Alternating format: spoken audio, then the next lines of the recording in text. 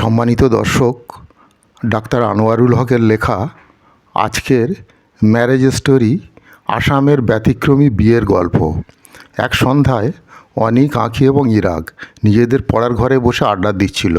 আড্ডার মাঝখানে আঁখি বলল, আজ ক্লাসে আমাদের শিক্ষিকা আসামের বড়ো উপজাতিদের নিয়ে কিছু বলছিলেন। তাদের বিয়ের রীতিগুলো নাকি খুব ব্যতিক্রমী এবং আকর্ষণীয়। তোমরা জানো কিছু?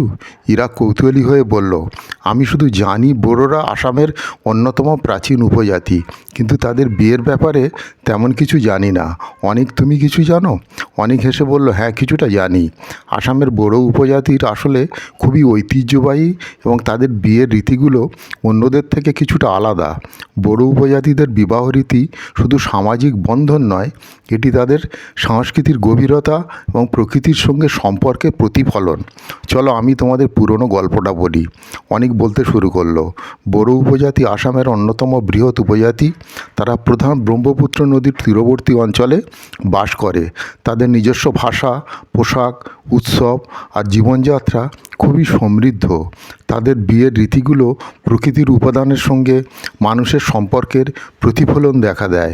আঁখি বলল, কিন্তু তাদের বিয়ের রীতিগুলো কিভাবে আলাদা?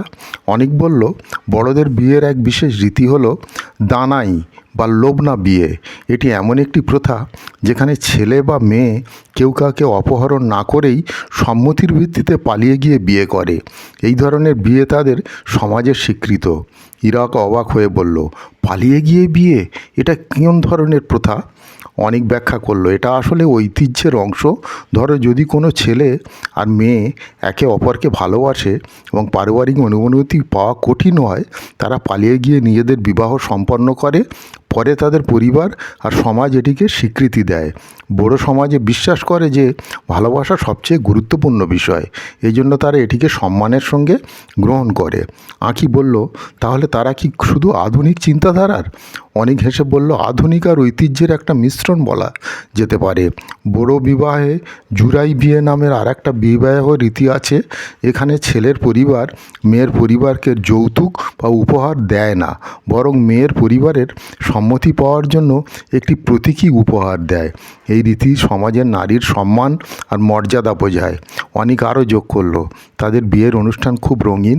অনুষ্ঠান, নাচ, গান আর ধামসা মাদলের তালে লোকনৃত্য পরিবেশিত হয়। বর ও কনে নিজেদের ঐতিহ্যবাহী পোশাক পরে এবং মেয়েরা সাধারণত সাদা রঙের দোখনা পরে, যা খুবই আকর্ষণীয়, আর ছেলেরা পরে গামছা। পুরো অনুষ্ঠানটা প্রকৃতির কাছাকাছি পরিবেশে অনুষ্ঠিত হয়। ইরাক বলল, এটা শুনে তো মনে হচ্ছে তাদের বিয়ে মানে শুধু সামাজিক বন্ধন নয়, এটি প্রকৃতির প্রতি তাদের ভালোবাসা ও শ্রদ্ধা প্রকাশ করা। আঁখি যোগ করলো, তারা কি বিয়েতে অতিথিদের জন্য বিশেষ কিছু করে? অনেক বলল, অবশ্যই। অতিথিদের জন্য বড় বিয়েতে ঐতিহ্যবাহী খাবার পরিবেশন করা হয়। খাবারের মধ্যে থাকে ওহো কাথা নামে এক ধরনের চালের মদ, যা তাদের সংস্কৃতির একটি গুরুত্বপূর্ণ অংশ। এছাড়া বিভিন্ন ধরনের মাছ আর মাংসের পদ পরিবেশিত হয়। এটি তাদের আতিথেয়তা এবং সামাজিক সংযোগের প্রতীক হিসেবে চিহ্নিত হয়ে আসছে। ইরাক চিন্তিত মুখে বলল, তাদের রীতিগুলো খুব সুন্দর। আমরা এসব থেকে কী শিখতে পারি? অনেক হেসে বলল, বড়দের কাছ থেকে আমরা শিখতে পারি সংস্কৃতি আর প্রকৃতির মধ্যে কিভাবে ভারসাম্য রাখা যায়। তাদের বিবাহ রীতি আমাদের শেখায় ভালোবাসা, সম্মান আর পরিবারকে কিভাবে গুরুত্ব দিতে হয়। আর সবচেয়ে গুরুত্বপূর্ণ, তারা নারী এবং পুরুষকে সমানভাবে মর্যাদা দেয়, যা আমাদের সমাজে খুবই জরুরি বর্তমান সময়ে। 3 ভাই বোন বড়ো উপজাতিদের ব্যতিক্রমী বিবাহ রীতির গল্প শুনে মুগ্ধ হয়ে গেল। তারা অনুভব করলো তাদের ভারতের উপজাতি সমাজে কেবল প্রাচীন নয়, তাদের সংস্কৃতিতে রয়েছে গভীর জ্ঞান এবং মানবিকতা। তারা ঠিক করলো ভারতের অন্য উপজাতির রীতিনীতি জানবে এবং সেই সংস্কৃতিগুলোকে সম্মান করবে। তো সুপ্রিয় দর্শক, আজকের এই ব্যতিক্রমী বিয়ের গল্পটি যদি আপনাদের ভালো লেগে থাকে, এরকম গল্প প্রতিদিন পাওয়ার জন্যে চ্যানেলটিকে সাবস্ক্রাইব করে রাখতে পারেন আর ভিডিওটিকে লাইক ও শেয়ার করুন। ভালো থাকুন, সুস্থ থাকুন।